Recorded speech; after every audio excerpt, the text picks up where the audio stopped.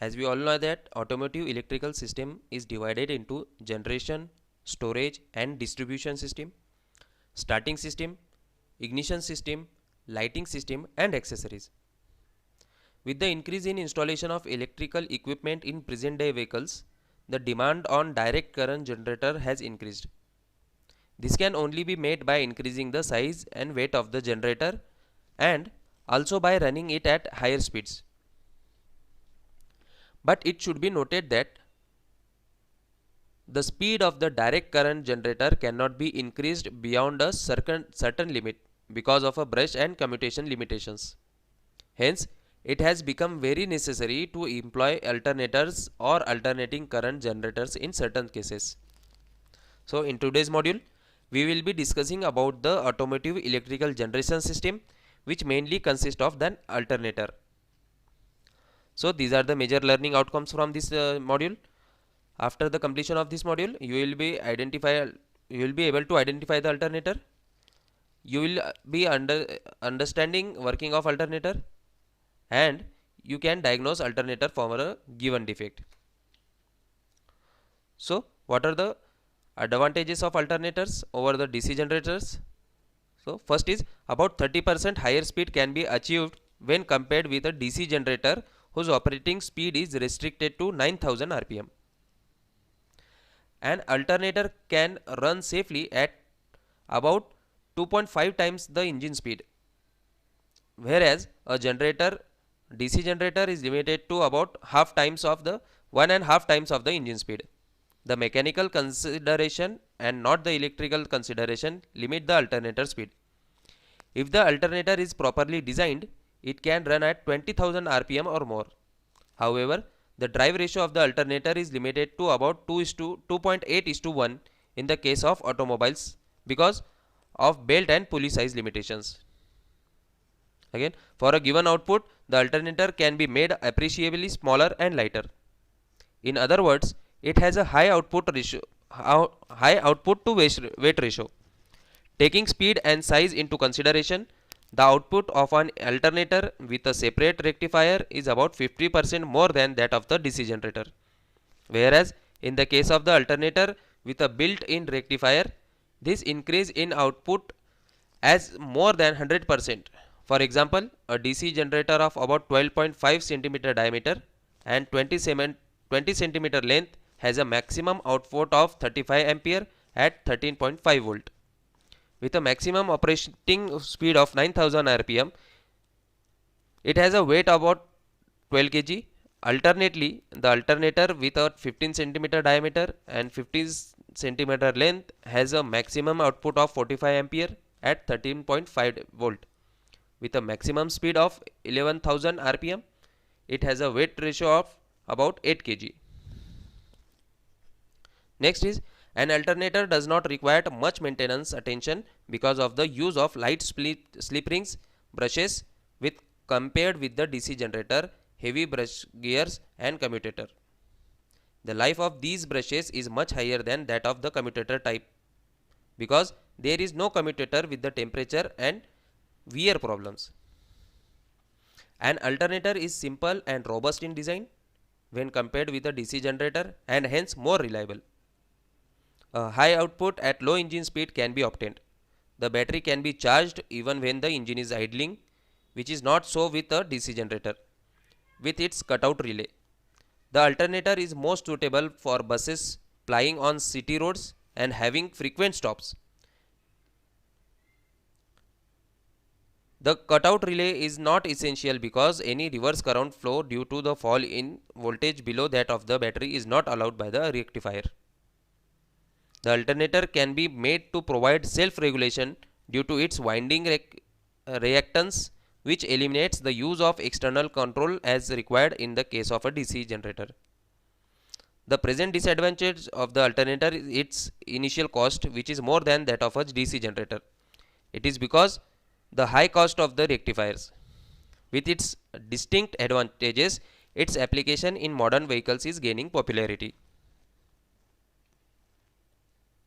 So, what is an alternator or how can we can define an alternator? So, Alternator is a machine that converts the input mechanical power into an output alternating electrical energy. It works just like an generator, hence it is also called as AC generator. So we will discuss about the construction of the alternator. So alternator is consists of a yoke, pole core, stator, rotor, armature, slip rings, bearings and fan. The yoke is the outer portion of it. It is used as a protecting coat for the machine. It protects against the environmental conditions such as the inner parts do not get damaged. It also gives mechanical support to the machine as well. Pole core is consist of pole shoe that gives support for the windings to rest on the pole. The entire winding and pole shoe are considered as the pole core. The stator is the stationary part on which armature winding is wound. The rotor is the rotating part of the machine on which the field winding is wound. The clear view of the machine is shown in the figure. The armature core consists of armature windings, slip rings and brushes. The armature develops armature current when the coil cuts the magnetic flux such that an armature flux is also developed. The slip rings are responsible for the smoother operation between the brushes in order to avoid twisting of the winding. The brushes are used for the collection of current from the slip rings. The bearings are employed for the operation to be performed smoother. A fan is employed is to exhaust the heat that is generated during the running conditions.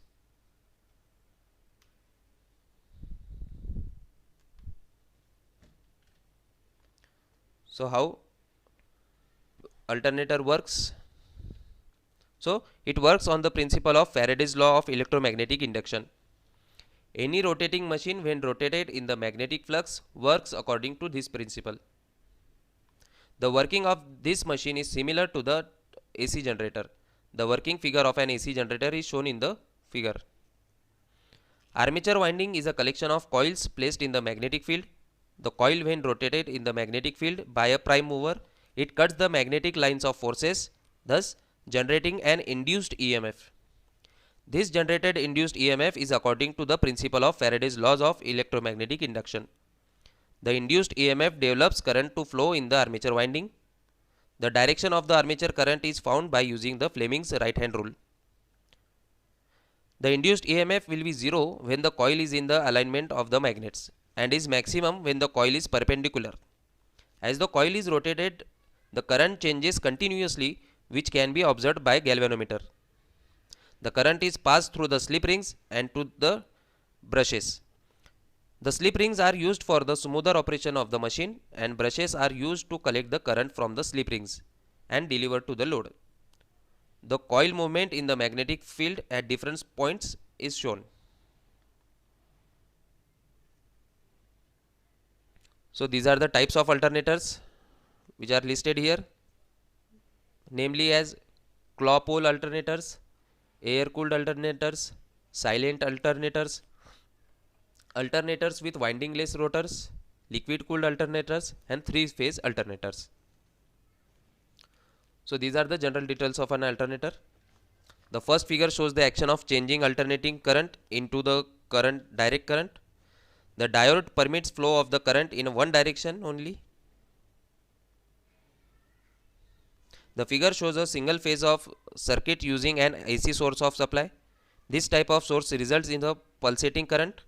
Generally, alternators are built with a 3-stator circuits in order to provide for a smooth flow of current. This arrangement results in overlapping pulses of alternating current. When these pulses are rectified, we get a smooth flow of direct current. The circuit of the stator can be connected in either Y or delta style. The Y type of circuits is shown. The delta type is also shown. Both the types of operate exactly in the same way. The alternating current produced in this way is passed through 6 diodes for conversion into direct current. So this is a general circuit diagram of alternator, or we can call it as a working diagram of the alternator. So the figure shows the general circuit diagram of the alternator system. The regulator is employed to control the output of the alternator depending upon the service conditions. The regulator may be of the conventional vibratory contact type or the transistorized type. The latter has greater reliability due to the absence of moving parts. The rectifiers may be of a metal dry plate or semiconductor type. The latter type is more suitable for medium rating alternators because of its smaller size and components.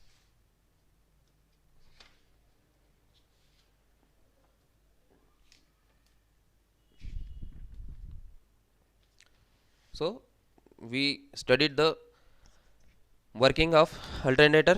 The alternator is usually used in the automotive application. It converts mechanical energy into electrical energy by electromagnetic induction. Alternator generate electricity by the same principle of DC generator. When magnetic field lines cut across a conductor, a current is induced in the conductor. In general, an alternator has a stator or rotor. The stator contains windings of conductors and rotor contains a moving magnetic field. The field cuts across the conductors, generating an electrical current as the mechanical input causes the rotor to turn. So this is the working diagram of the alternator. So how to test the alternator? So before attempting the actual testing, following checks are made and corrective actions taken wherever necessary. So these are three checks to. So first one is check for loose or broken fan belt. Second is battery cable connection at both ends of the cables to see if they are clean and tight. And third one, all wires connected to the alternators and the regulator for loose, dirty or broken connections. So after making the above checks, if the alternator or the regulator still does not charge, the following procedure may be adopted in order to locate the defect in the alternator. So first process is disconnect the battery from earth cable. Next is insert the ammeter in series and the voltmeter across the alternator terminal and earth as shown in the figure. Next is connect a jumper wire across the field and output terminals in the alternator. The ammeter should indicate a reading of 2 ampere approximately, representing the field current drawn if the battery is connected and the ignition switch put on. Disconnect F lead from the regulator and insulate the wire end to avoid the accidental earthing. Reconnect the battery earth wire and start the engine. Run the engine at half throttle and switch on the lights and other accessories to obtain a voltage reading of 14.2 volts. The alternator should now charge at or near to its maximum rate. If the ammeter does not record the highest rated current, the alternator should be removed from the vehicle for overhauling. If the alternator is okay and still the charging is not proper, the regulator needs the checking. So this was all about the working principle, advantages, construction and testing of the alternator. Thank you.